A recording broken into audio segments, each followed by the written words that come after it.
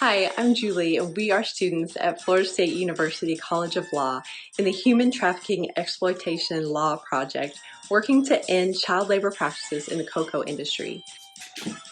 Children are our future, and it's important that each and every child is protected.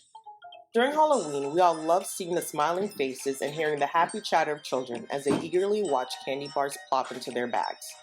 But before buying and handing out candy this Halloween season, please keep in mind where that cocoa for the chocolate bar originated from. Children, primarily between the ages of 5 and 11, are being forced to wield dangerous tools like this one. Accidents are frequent, and limbs, sometimes even lives, are lost to child labor.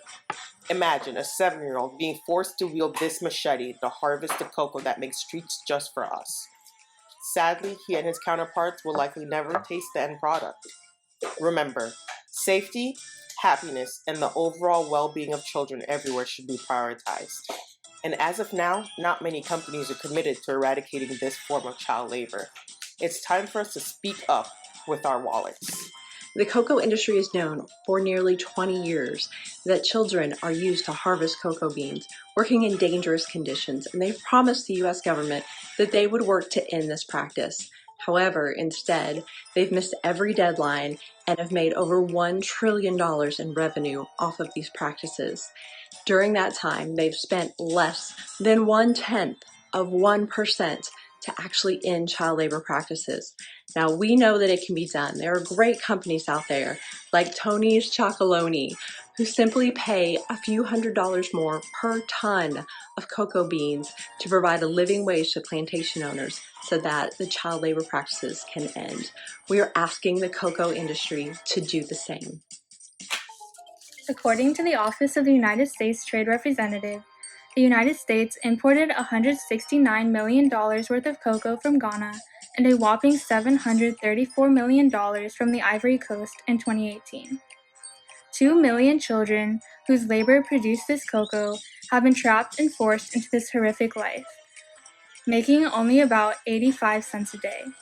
To put this into perspective, this is what 85 cents looks like. These children deserve better. I'm passionate about advocating for children because their voices are often stifled. If you believe in taking a stand against human labor trafficking, then please join our cause. Together, we can do our part to help protect these children from human traffickers.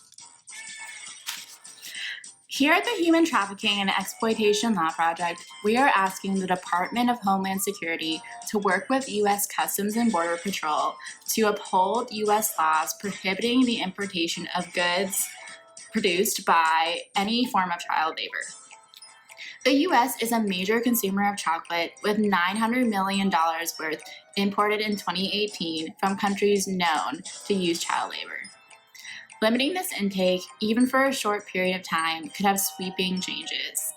Please join us in support as we ask our government to uphold the laws forbidding the importation of cocoa harvested by child labor. Here are some things you can do individually. One is to write to companies and let them know how important this issue is to you. You can also inform those around you. Don't worry, you can still eat chocolate.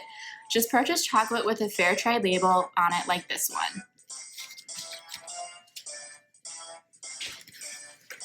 Abby here can't eat chocolate, but this Halloween, she wants you to only eat chocolate with a fair trade label on it.